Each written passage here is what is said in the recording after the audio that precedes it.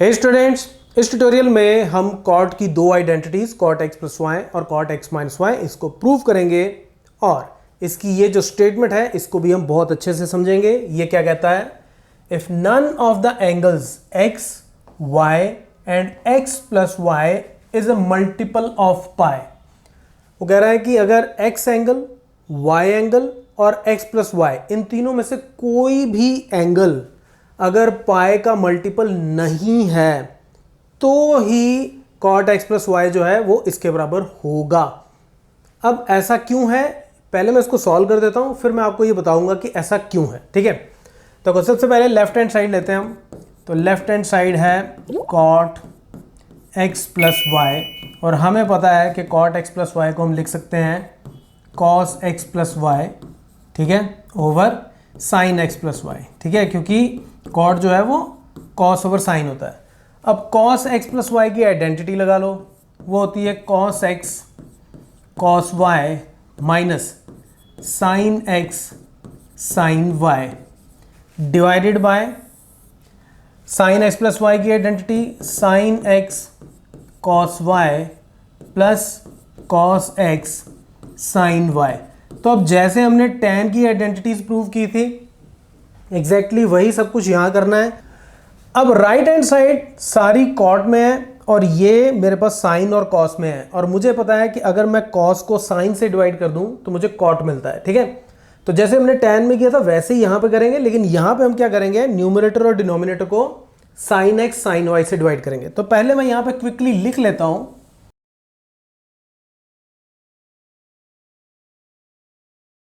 तो यहां मैंने न्यूमरेटर और डिनोमिनेटर को साइन एक्स साइन वाई से डिवाइड कर दिया तो उसका कोई फर्क नहीं पड़ेगा।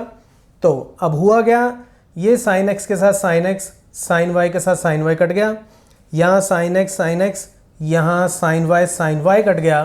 तो मेरे पास क्या आ गया, यहाँ से cos x over sine x हो गया कॉट एक्स और ये हो गया कॉट वाई। तो ये हो गया cot x cot y minus ये सब कट चुके हैं तो यहाँ हो गया 1 डिवाइडेड बाय, यहाँ बचा सिर्फ कॉट वाई, यहाँ बच गया कॉट एक्स। तो इसको मैं ऐसे भी लिख सकता हूँ, कॉट एक्स पहले लिख लो और कॉट वाई को मैं बाद में लिख लेता हूँ and this is equal to right hand side.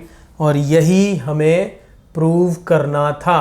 ठीक है, अच्छा अब प्रूव तो हमने कर दिया, अब इसके ऊपर बात करते हैं कि ये जो एंगल x है, y है और x प्लस वाई है ये मल्टीपल ऑफ पाई नहीं होने चाहिए। देखो जब मैंने कॉट एक्स को ऐसे लिखा कॉस ओवर साइन तो डेफिनेटली डिनोमिनेटर जो है वो जीरो नहीं होना चाहिए। तो यानी कि साइन जो है साइन एक्स प्लस वाई ये जीरो नहीं होना चाहिए। और ये जीरो कब होगा, जब ये angle x plus y angle जो है वो n पाई की फॉर्म का हो, यानी कि पाई का मल्टीपल हो, तो ये जीरो होता है। तो इसीलिए x प्लस वाई जो है वो मल्टीपल ऑफ पाई नहीं होना चाहिए। पहली बात सही हो गई। दूसरा, अब इस स्टेप से यहां पे जाने के लिए हमने न्यूमरेटर और डिनोमिनेटर को साइन एक्स साइन वाई से डिवाइड किया। जैसे इस टर्म को भी मैंने साइन एक्स साइन वाई से डिवाइड किया। अब एनीथिंग ओवर जीरो जो है वो अनडिफाइंड होगी, तो इसका मतलब जो साइन एक्स है, साइन एक्स ये भी जीरो नहीं होना चाहिए और साइन वाई वो भी जीरो नहीं होना चाहिए। तो साइन एक्स कब जीरो होगा, जब एक्स मल्टीपल ऑफ पाई हो, और साइन वाई कब जीरो होगा, जब वाई मल्टीपल ऑफ पाई हो। तो इसका मतलब ना एक्स ना वाई और ना एक्स प्लस वाई ये तीनों जो है मल्टीपल ऑफ पाई नहीं होने चाहिए। इसलिए ये स्टेटमेंट्स इंपॉर्टेंट होती हैं समझने के लिए। सॉल्व तो आप सीधा सीधा ही कर लेते हो। ठीक है, अब हम बात करते हैं कॉट एक्स माइनस वाई की। अब कॉट एक्स माइनस वाई की आइडेंटिटी के लिए हमारे पास कंडीशन क्या है, none of the angles x y and x minus y is a multiple of पाई।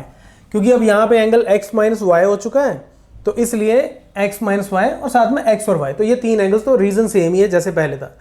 तो अब इसको हम दो तरीके से सॉल्व करेंगे। सबसे पहले ये जो आइडेंटिटी हमने अभी अभी प्रूव की कॉट एक्स प्लस वाई की, हम इसमें वाई को माइनस वाई से रिप्लेस कर देते हैं। So replace y with minus y. तो यहाँ पे कॉट एक्स वाई की जगह माइनस वाई हो गया, ठीक है, इज इक्वल टू ये हो गया कॉट एक्स और कॉट y की जगह minus y minus 1 divided by cot x तो ऐसे ही रहेगा प्लस कॉट y की जगह माइनस वाई। तो ये किसके बराबर हो जाएगा?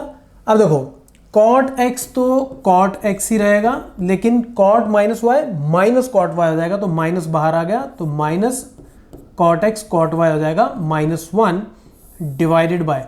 अब देखो अगर आपको ये डायरेक्ट याद है तो आप लिख सकते हो, बाई चांस भूल जाओ तो आप ऐसे ही याद कर लो इसको कि देखो कॉट माइनस वाई ये हो गया cos minus y divided by sine minus y.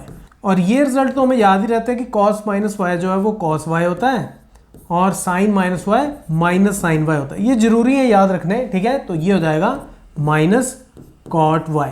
तो यही हमने यहाँ किया है। तो नीचे भी कितना हो जाएगा? Cot x minus cot y. अब यहाँ पे हमें चाहिए ऊपर दोनों टर्म्स पॉजिटिव चाहिए, ऊपर हमारी दोनों नेगेटिव हैं।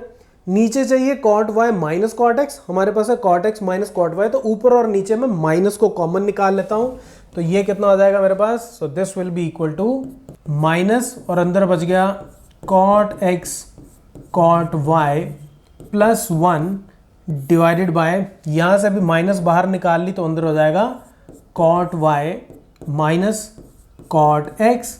तो ये माइनस के साथ माइनस कैंसिल हो गई, तो ये कितना हो गया मेरे पास? ऊपर हो गया मेरे पास cot x cot y plus 1 divided by cot y minus cot x which is equal to right hand side. और यही हमें प्रूव करना था, ठीक है, यही हमें प्रूव करना था। तो ये रहा हमारा प्रूफ, ठीक है। अब हम इसी को साइन और कॉस की आइडेंटिटीज यूज करके भी प्रूव कर सकते हैं। So let's do that. तो अब कॉट एक्स माइनस वाई को मैं लिख सकता हूं cos x minus y divided by sine x minus y. तो यहां पे मैं इन दोनों की आइडेंटिटीज लगा देता हूं। तो ये हो जाएगा cos x cos y plus sine x sine y divided by इसकी identity sine x cos y minus cos x sine y. और अब फिर से वही ऊपर और नीचे मैं साइन एक्स साइन वाई से डिवाइड कर देता हूं। तो मैं पहले क्विकली यहां लिख देता हूं।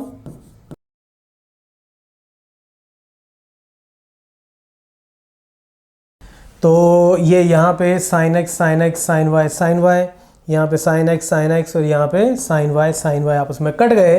तो मेरे पास क्या आ गया यहाँ से? So this is equal to, ये हो गया मेरे पास cot x cot y plus 1 divided by, यहाँ से सिर्फ मेरे पास कॉट वाई बचा माइनस इधर मेरे पास कॉट एक्स बचा and this is equal to right hand side. यही हमें प्रूव करना था, ठीक है, यही हमें प्रूव करना था। तो ये आप ऐसे भी कर सकते हो, right. So now if you like this tutorial then please share it with your friends and your classmates. Thanks for watching.